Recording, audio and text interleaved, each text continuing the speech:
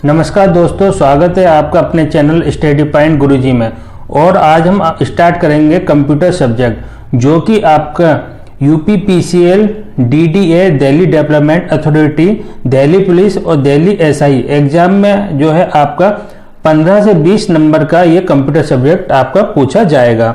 इसीलिए आज हम आपको कंप्यूटर का जो प्रैक्टिस सेट लगवाएंगे, जो कि आपके प्रीवियस ईयर में जो क्वेश्चन पूछे गए हैं वही क्वेश्चन आज आपके लिए इस वीडियो में हम लेकर आए हैं। अगर आपको वीडियो अच्छी लगे तो प्लीज़ वीडियो को अधिक से अधिक शेयर करना, ताकि सभी स्टूडेंट के पास हमारी वीडियो पहुंच सके, जिससे कि स्टूडेंट आप अपनी तैयारी करने में उसको स्टूडेंट को हेल्प मिल सके। आइए चलते हैं अपने क्वेश्चन की तरफ। पहला क्वेश्चन है हमारा, सी भाषा कब विकसित की गई? तो हमारे इसमें जो राइट आंसर होगा आपका ऑप्शन नंबर बी 1972। 1972 में आपकी सी भाषा को विकसित किया गया, वो आपके डेनिस रिची के द्वारा आपका 1972 में सी भाषा को विकसित किया गया। तो इसका जो राइट आंसर होगा आपका ऑप्शन नंबर बी 1972। आइए देखते हैं अगला क्वेश्चन, सी प्रोग्राम किसकी मदद से मशीनी भाषा में परिवर्तित होता है? जो आपका सी प्रोग्राम है वो किसकी मदद से मशीनी भाषा में परिवर्तित होता है? तो इसका जो राइट आंसर होगा आपका ऑप्शन नंबर बी कंपाइलर के द्वारा जो है आपका सी प्रोग्राम मशीनी भाषा में परिवर्तित होता है। तो इसका right answer option number B compiler. आइए देखते हैं अगला question, initial value, test condition, increment और डिक्रीमेंट किस लूप का सिंटैक्स है? जो आपका initial value, test condition, increment और डिक्रीमेंट जो है आपका किस लूप का सिंटैक्स है? तो इसका जो राइट आंसर होगा option number A for loop का जो है आपका initial value, test condition, increment और डिक्रीमेंट जो है आपका फॉर लूप का एक सिंटैक्स माना जाता है। तो इसका राइट आंसर होगा आपका option number A for loop. आइए देखते हैं अगला क्वेश्चन, पॉइंटर होता है, जो आपका पॉइंटर होता है वो क्या होता है? तो इसका जो राइट है आपका वेरिएबल जो दूसरे वेरिएबल स्टोर करता है। ऑप्शन नंबर बी वेरिएबल जो दूसरे वेरिएबल को स्टोर करता है वो पॉइंटर कहलाता है। जो आपका पॉइंटर होता है एक वेरिएबल जो दूसरे वेरिएबल को स्टोर करता है। तो इसका right answer option number B. आइए देखते हैं अगला question, print F O function किस हेडर फाइल में होता है? जो आपका प्रिंट एफ ओ फंक्शन जो है आपका किस हेडर फाइल में होता है? तो इसका जो राइट आंसर होगा आपको studio.h, ऑप्शन नंबर ए studio.h में जो है आपका प्रिंट एफ ओ फंक्शन आपका हेडर फाइल में होता है। तो इसका जो राइट आंसर है ऑप्शन नंबर ए studio.h। आइए देखते हैं अगला क्वेश्चन, प्रयोगकर्ता द्वारा सेव किए गए पुनः प्रयोग योग्य कमांड या स्टेप के सेट को क्या कहते हैं? जो आपका जो प्रयोग कर लिया आपका किसी फंक्शन को, आपने किसी प्रोग्राम को पहले आपने प्रयोग कर लिया, उसके बाद उसको सेव करने के बाद उसके कमांड या स्टेप के सेट को हम क्या कहते हैं? तो उसको हम बोलते हैं मैक्रो। आपको ऑप्शन नंबर ए मैक्रो जो है आपका प्रयोगकर्ता द्वारा सेव किए गए पुनः प्रयोग योग्य कमांड या स्टेप के सेट को हम जो मैक्रो बोलते हैं। तो इसका जो राइट आंसर होगा आपका ऑप्शन नंबर ए मैक्रो। आइए देखते हैं अगला क्वेश्चन, किसी कंप्यूटर पर कार्य करने हेतु प्रयुक्त प्रोग्राम को क्या कहते हैं? जो आपका किसी कंप्यूटर पर कार्य करने हेतु प्रयुक्त प्रोग्राम को क्या कहते हैं? तो इसका जो राइट आंसर होगा आपका software, option number a software पर ही हम जो है कंप्यूटर पर कार्य करते हैं और उसी प्रोग्राम को हम जो है सॉफ्टवेयर बोलते हैं। तो इसका जो होगा right answer option number B software.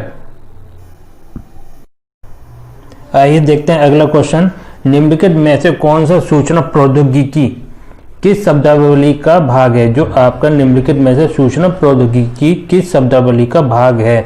तो आपका इसमें है प्रोटोकॉल, लॉगिन, ऑर्ची और उपयुक्त सभी। पहले तो देखते हैं प्रोटोकॉल होता क्या है। आपका जो प्रोटोकॉल जो होता है आपका वो, उसमें आपका प्रोटोकॉल में क्या होता है, कंप्यूटर के बीच सूचना का जो विनिमय करने के लिए नियमों का एक सेट होता है। जो आपका जो कंप्यूटर के बीच जो है आपका सूचना का जो ट्रांसफर करी जाती है, विनिमय की जाती है, उसका जो है एक सेट होता है, उसको हम जो प्रोटोकॉल बोलते हैं। ठीक है। और आपका लॉगिन क्या होता है? जो आपका लॉगिन जो आपका कंप्यूटर सुरक्षा के संदर्भ में जो है लॉगिन एक ऐसी प्रक्रिया होती है जिसके द्वारा कोई व्यक्ति अपनी पहचान साबित कर किसी कंप्यूटर या सुविधा के प्रयोग का आविष्कार प्राप्त कर सकता है। जो आपका लॉगिन जो होता है वो अपनी पहचान साबित करके किसी कंप्यूटर या सुविधा के प्रयोग का अधिकार प्राप्त कर सकता है। उस कंडीशन में हम जो लॉगिन बोलते हैं, ठीक है। और ORCID क्या होती है आपकी? ORCID जो आप एक इंटरनेट आधारित एक खोज जिसको सर्च फैसिलिटी बोलते हैं, जो आपके इंटरनेट पर आधारित एक खोज सुविधा है जिसको सर्च फैसिलिटी बोला जाता है। तो इस कंडीशन में हमारा क्या, सूचना प्रौद्योगिकी की शब्दावली का जो भाग है वो आपके, इसका जो राइट आंसर होगा ऑप्शन नंबर डी, उपयुक्त सभी। तो सूचना प्रौद्योगिकी की जो शब्दावली का जो भाग है आपका प्रोटोकॉल भी है, लॉगिन भी है और ORCID भी। तो इसका जो राइट आंसर होगा आपका उपयुक्त सभी, ऑप्शन नंबर डी। आइए देखते हैं अगला क्वेश्चन। साइबर लॉ की शब्दावली में डोस का अर्थ क्या है? जो आपके साइबर लॉ की जो शब्दावली है उसमें डोस शब्द का अर्थ क्या है? तो इसमें डोस का जो अर्थ है denial of service, option number A, denial of service. DoS को जो बोला जाता है आपका डिनायल ऑफ सर्विस। तो इसका राइट आंसर होगा आपका option number A, denial of service. आइए देखते हैं अगला क्वेश्चन।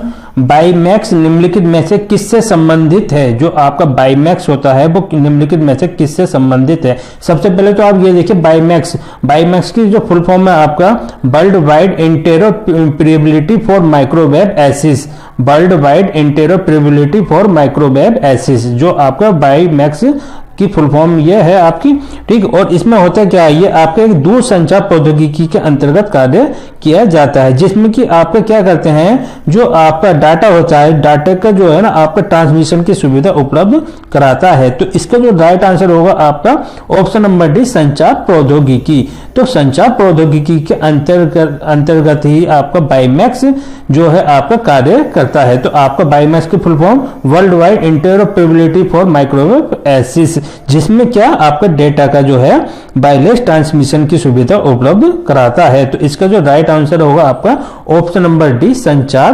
प्रौद्योगिकी। आइए देखते हैं अगला क्वेश्चन। माइक्रोसॉफ्ट एक्सेल में जो आपका माइक्रोसॉफ्ट एक्सेल में होता है उसमें फॉर्मूला बार के बाईं ओर प्रदर्शित राइट, जो आपके बाईं ओर प्रदर्शित राइट के बटन को दर्शाता है वो क्या दर्शाता है? जो आपका माइक्रोसॉफ्ट एक्सेल में फॉर्मूला बार के बाईं ओर प्रदर्शित राइट के बटन को दर्शाता है। तो इसका जो राइट आंसर होगा आपका ऑप्शन नंबर डी, दर्ज। जो आपका जो है फॉर्मूला बार के जो बाईं ओर जो आपका राइट का जो सिंबल है वो दर्शाता है आपका दर्ज को। तो इसका जो राइट आंसर होगा ऑप्शन नंबर डी, दर्ज। इसी तरीके से आपको एग्जाम में क्वेश्चन मिलेंगे 101%। ऐसी एग्जाम में क्वेश्चन आते हैं आपके एग्जाम में। और अभी आपका यूपीपीसीएल का एग्जाम जो होगा उसमें इसी तरीके से आपको क्वेश्चन मिलेंगे। आइए देखते हैं अगला question. Software Microsoft power point में एक स्लाइड का चयन करके और Ctrl+D दबाने पर क्या होगा? जो आपका माइक्रोसॉफ्ट पावर पॉइंट होता है उसमें एक स्लाइड का पहले हमने सेलेक्ट कर लिया और उसके बाद हमारा Ctrl+D दबाने पर क्या होगा?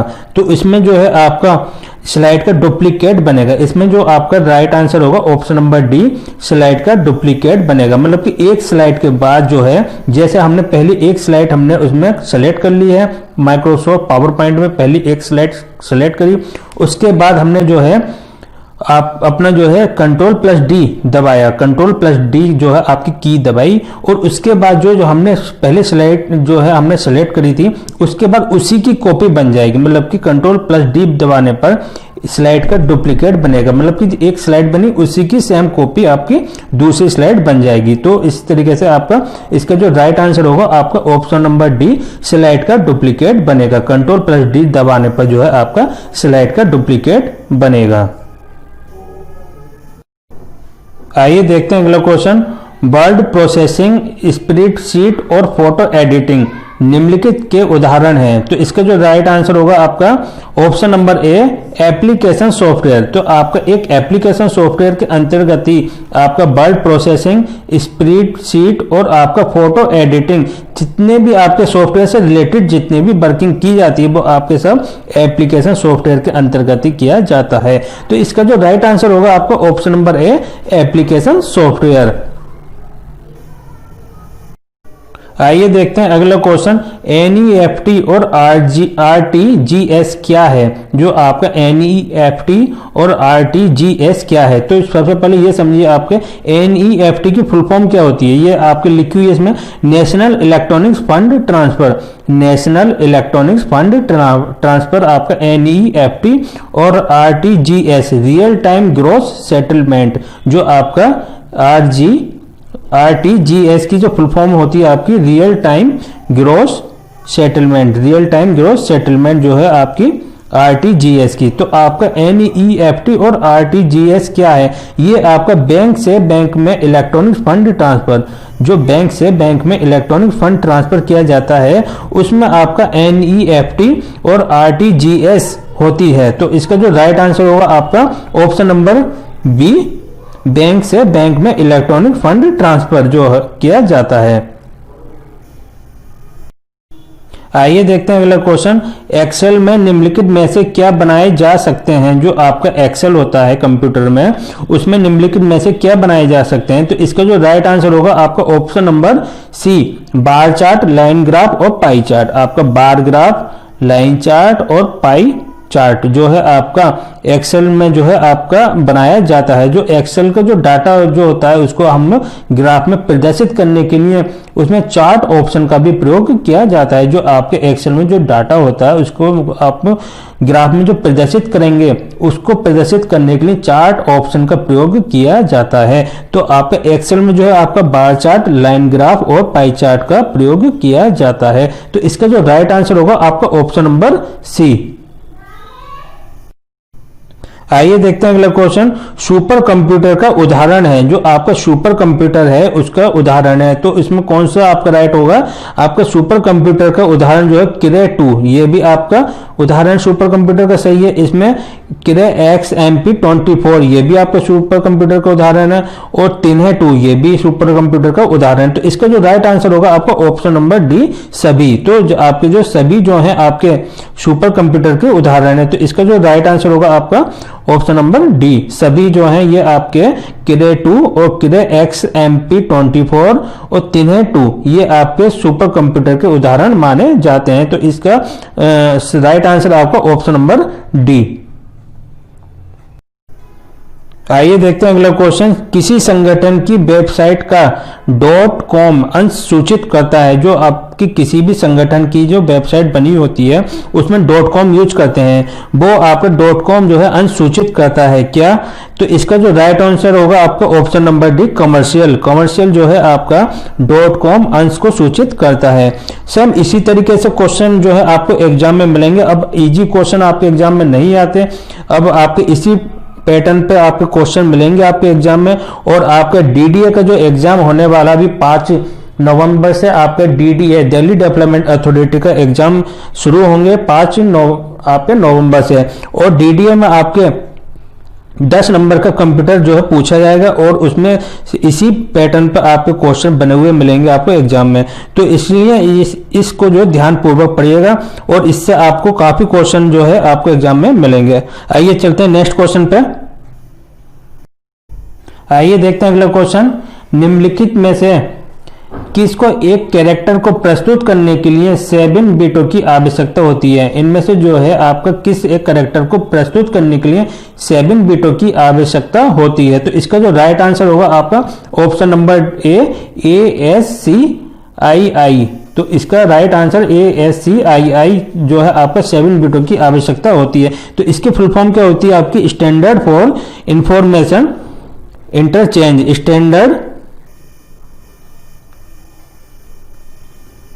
Standard code for information interchange. Interchange. तो आपकी जो है ASCII standard code for information interchange जो आपकी इसकी फुल फॉर्म होती है। तो इसमें जो एक कैरेक्टर को प्रस्तुत करने के लिए 7 बिटों की जो आवश्यकता पड़ती है आपकी ASCII। Option number A is right answer इसका, ऑप्शन नंबर ए। आइए देखते हैं अगला क्वेश्चन। 100 मेगाहर्ट्ज ब्लॉक आवृत्ति से युक्त एक माइक्रो प्रोसेसर की ब्लॉक अवधि होगी। जो आपकी 100 मेगाहर्ट्ज ब्लॉक आवृत्ति से जो युक्त एक माइक्रो प्रोसेसर है उसकी जो ब्लॉक अवधि होती है, तो इसका जो राइट आंसर होगा आपका option number B 10 nanosecond. Option number B 10 nanosecond. जो आपकी 100 मेगाहर्ट्ज ब्लॉक आवृत्ति से युक्त एक माइक्रो प्रोसेसर की ब्लॉक अवधि जो होती है आपकी 10 nanosecond. Option number B. आइए देखते हैं अगला क्वेश्चन। ईप्रोम ईप्रोम का अर्थ क्या है?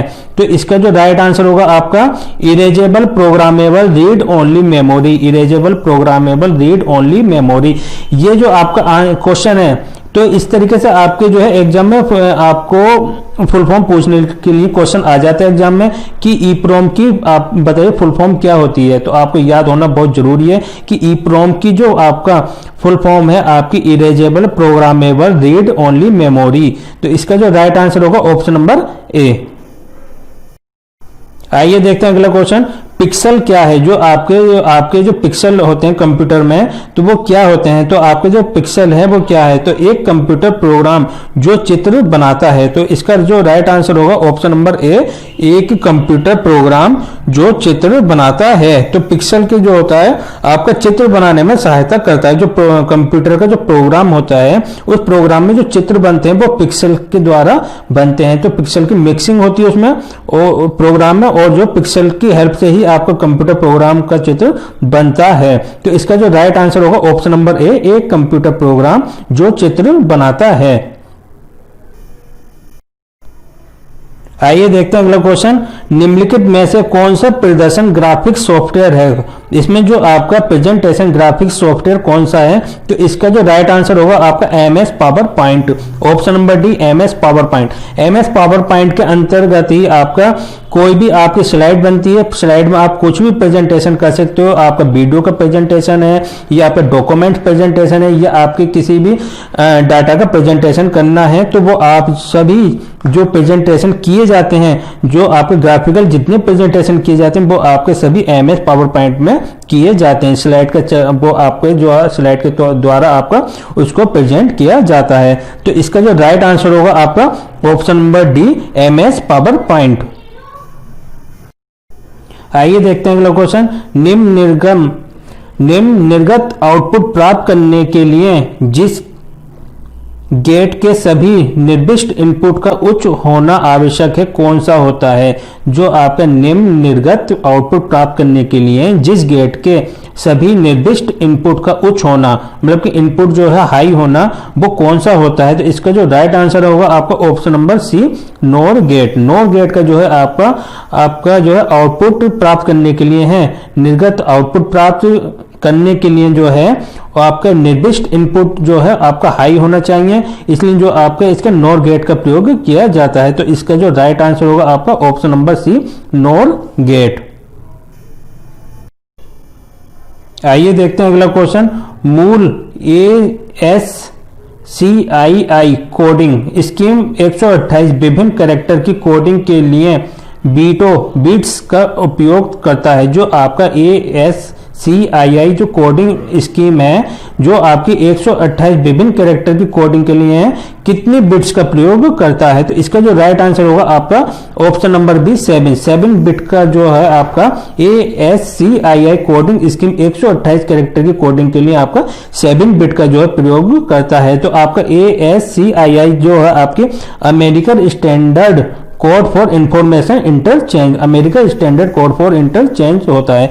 सॉरी, जो आपका अभी प्रीवियस में मैंने अमेरिकन रह गया था उसमें ASCII की जो फुल फॉर्म होती है American standard code for information interchange. तो इसमें जो है आपका 128 बिट कि जो कैरेक्टर की कोडिंग के लिए जो है आपका 7 बिट का प्रयोग किया जाता है। तो इसका जो राइट आंसर होगा आपका ऑप्शन नंबर बी 7। आइए देखते हैं अगला क्वेश्चन। निम्नलिखित में से कौन सी OSI पत्तों के ठीक वही नाम है जो कि आपका TCP और IP पत्तों के हैं। जो आपके OSI जो है आपके पत्तों के वही नाम है जो कि आपका TCP और IP पत्तों के नाम है। तो पहले तो ये देखिए OSI क्या होता है, ओपन सिस्टम इंटरकनेक्शन। जो आपका OSI जो होता है ओपन सिस्टम इंटरकनेक्शन, और आपका TCP जो होता है आपका TCP होता है आपका ट्रांसमिशन कंट्रोल प्रोटोकॉल। जो आपका TCP होता है ट्रांसमिशन कंट्रोल प्रोटोकॉल, और IP होता है आपका इंटरनेट प्रोटोकॉल, इंटरनेट प्रोटोकॉल। तो आपका इसका जो राइट आंसर होगा आपका ऑप्शन नंबर सी ट्रांसपोर्ट परत। जो आपका OSI पत्तों के ठीक वही नाम है जो कि आपकी TCP और IP पत्तों के हैं। तो वो आपका किस में यूज होता है, वो आपका ट्रांसपोर्ट परत में। तो इसका जो आंसर होगा ऑप्शन नंबर सी ट्रांसपोर्ट परत। आइए देखते हैं अगला क्वेश्चन। निम्नलिखित में से कौन सा एप्लीकेशन लेयर प्रोटोकॉल नहीं है। जो आपका कौन सा एप्लीकेशन है जो कि आपका लेयर प्रोटोकॉल नहीं है। तो आपका इसमें जो राइट आंसर होगा option number B IP internet protocol जो है आपका लेयर प्रोटोकॉल नहीं है।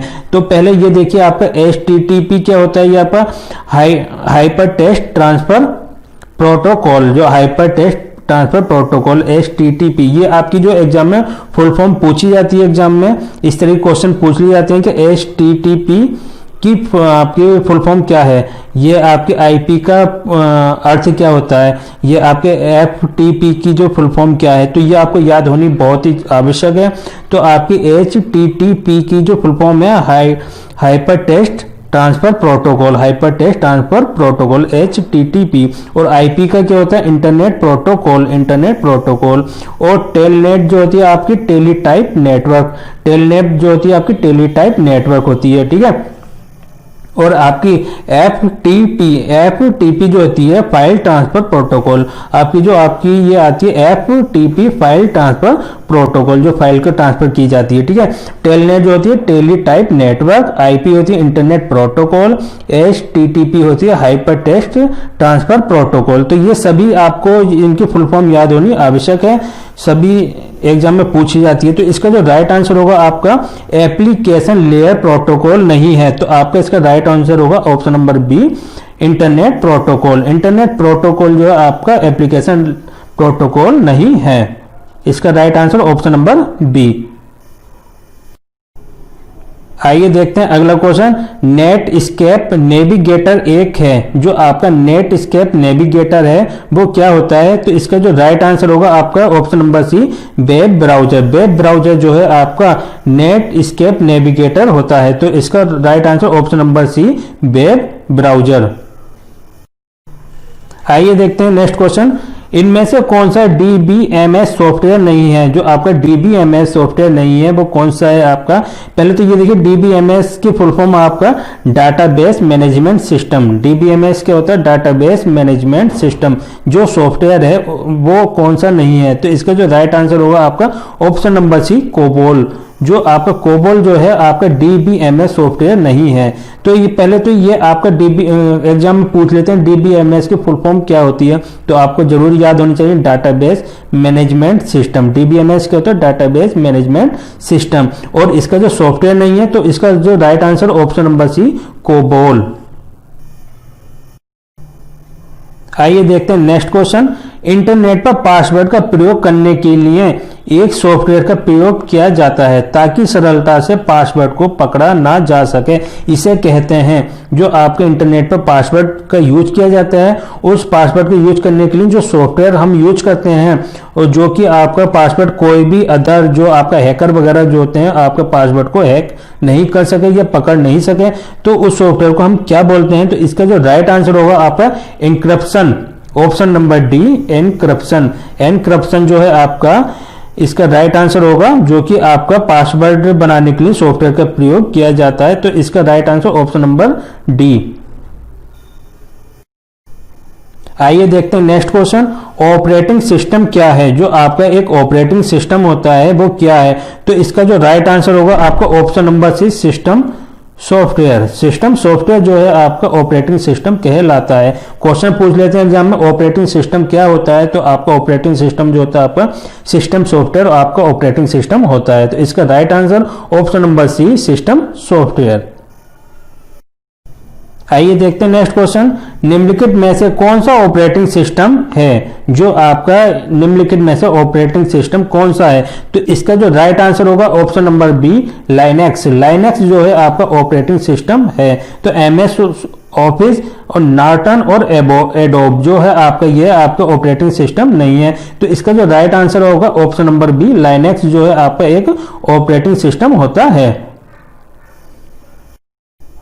आइए देखते हैं नेक्स्ट क्वेश्चन। माइक्रोसॉफ्ट द्वारा बनाया गया ऑपरेटिंग सिस्टम है, जो अभी माइक्रोसॉफ्ट कंपनी के द्वारा जो बनाया गया ऑपरेटिंग सिस्टम है वो कौन सा है, तो इसका जो राइट आंसर होगा आपका ऑप्शन नंबर ए, विंडो एक्सपी। विंडो एक्सपी जो है आपका एक ऑपरेटिंग सिस्टम है जो माइक्रोसॉफ्ट के द्वारा बनाया गया है। तो इसका जो ऑपरेटिंग सिस्टम है आपका ऑप्शन नंबर ए, विंडो एक्सपी।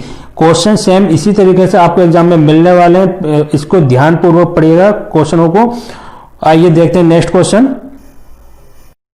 नेक्स्ट क्वेश्चन है हमारा, लिब्रा ऑफिस में वर्ड में डॉक्यूमेंट्स को किस नाम से जाना जाता है। जो आपका लिब्रा ऑफिस होता है उसमें वर्ड में जो डॉक्यूमेंट्स होता है उसको किस नाम से जाना जाता है, तो इसका राइट आंसर होगा आपका राइटर। राइटर को जो है आपका लिब्रा ऑफिस में वर्ड में डॉक्यूमेंट्स को जो है आपका राइटर नाम से जाना जाता है। तो इसका जो right answer option number C, writer.